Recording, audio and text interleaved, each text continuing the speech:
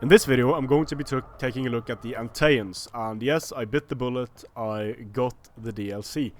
So all of the Slavic factions are very similar. I've played a few battles with them, done a shitload of testing, and can offer some opinions on the factions. They are similar.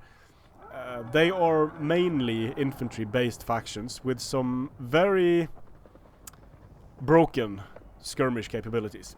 So the general, the Warlord's Guard, is your tanky single-handed axe general. Not the greatest armor, but pretty decent health.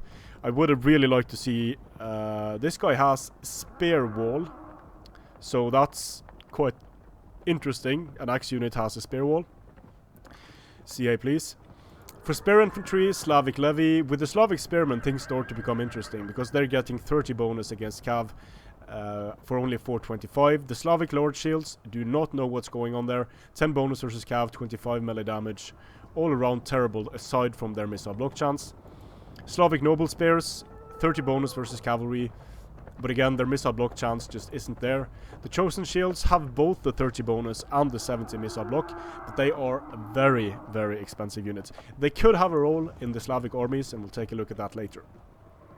For melee infantry, cheap Slavic warriors with shield wall, Slavic champions, good amount of health and shield wall. So these are your tanky infantry units, and the same with Perun's champions. The combination of discipline and courage, unbreakable and shield wall makes them a rock solid defensive unit.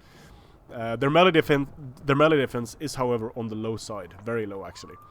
Then we have Slavic axe units. Starts with the axe levy, goes up to the ambushers, guerrilla deployment, I think, or yeah, guerrilla deployment. Slavic axe warriors, no shield wall for these units, and that's a bit of a problem because their charge bonus isn't the greatest, and shield wall would be nice for the Slavic playstyle. Now things get interesting with the bow infantry. The Slavic levy archers, your standard dirt cheap archers. Then we get the Slavic archers with poison shots. Inflicts minor casualties, and the casualties really aren't that minor.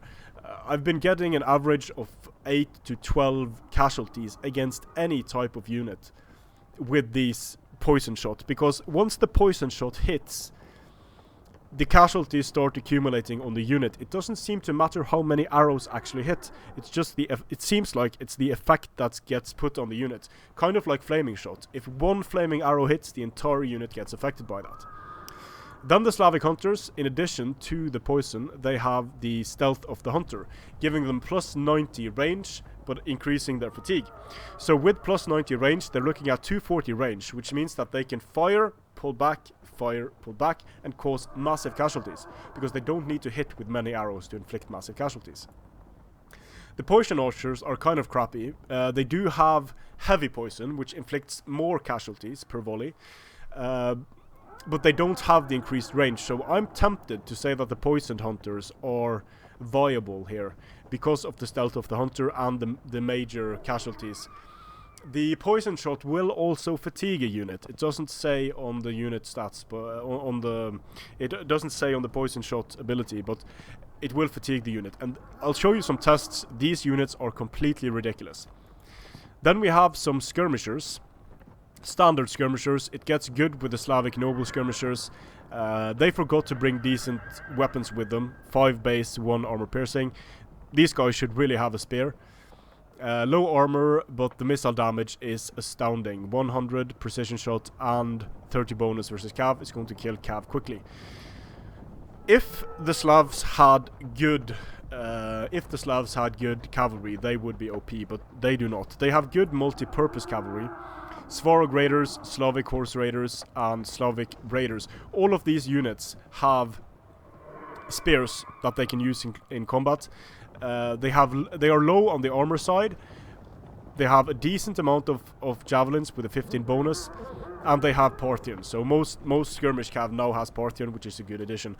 What these units will not allow you to do is stop an all-out assault on your army by a rush faction, and the Slav factions are vulnerable to rushing, which I'll take a look at. But you get infantry, and with the Anteans you get an infantry-centric army with some extremely powerful archers. And like I said, I'm going to show you why in a few tests.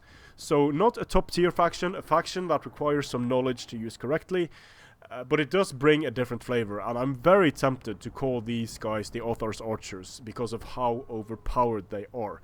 The only saving grace is that the faction as a whole isn't ridiculously overpowered because of the cavalry, but in the hands of a skilled player, this is a nightmare to face. Strength and honor.